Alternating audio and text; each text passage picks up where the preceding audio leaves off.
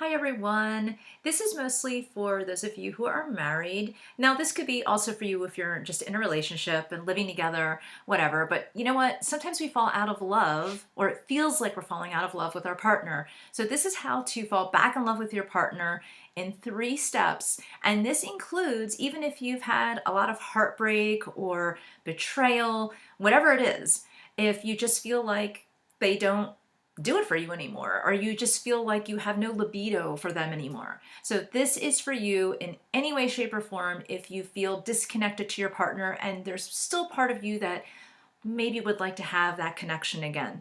So number one, I want you to think about the walls that you might have put up if you felt rejection. Many of us, if we have felt betrayal, rejection, or just the person's not paying attention to us or they're not listening to us, we start to put up walls and we don't realize it. So every single time that we feel rejected, we put up a little wall. We put up another little wall.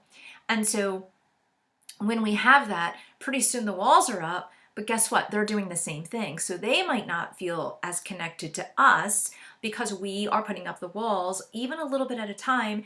They start to put up walls a little bit of a time. Now, here's the reality. It doesn't matter who puts the first brick in, okay? Because what happens often with couples, then when I'm working with them, is they point the finger a lot. Well, he started it, he wasn't listening to me, or she is always on her phone, so that's why I blah, blah, blah. Everyone has their reasons why they're putting up their walls, but the reasons really don't matter at this juncture. Just at this juncture. At this juncture, just think about taking down the walls a little bit or just realizing that you both have them. Realize even if the other person really betrayed you and really hurt you, that if you still want a future with them and you don't want the future as it is right now, you're going to have to at least honor that you have walls and that he has walls, okay? That's just from a very basic level. The next thing is to, even without taking the walls down, just honor that you have the walls, but the next thing is to just have that space, give yourself that container of having a level of potential there. A little bit of promise, a little bit of hope. If you can get to the place where you recognize, like, yeah, I put walls up, even if you feel like they're justified, yes, I put walls up, yes, he probably has walls up too, I own that. But deep down, behind those walls are two people that really do love each other and the two people that do want to be together, and they're just having a hard time because of all these walls. If you can at least have that hope or that promise of the potential of something happening, that some of the walls could be dropped, then that's good. And the next level is to really feel more of that hope or that connection is if you're in a situation where you're close together, like living in the same home, that you can have touch. Start focusing on being with that person more. If you're sitting on the couch together watching a television program or a movie, sit next to each other. If you normally sleep separately or go to bed at different times, try to go to bed at the same time.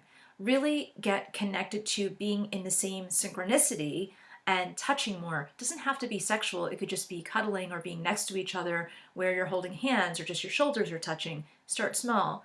But that is just part of the next process here of seeing the person behind the wall and their path. So if you already know that your husband or your wife has come from this family that has maybe not been toxic, but not necessarily functional for them, not supportive, you can honor that. You can say, you know what, he or she had a really rough time. And yeah, it's been a rough road and we've both made mistakes and maybe they made bigger mistakes, but the walls are up, but I can still see that child who was trying to get love and that child who wasn't taught how to love properly.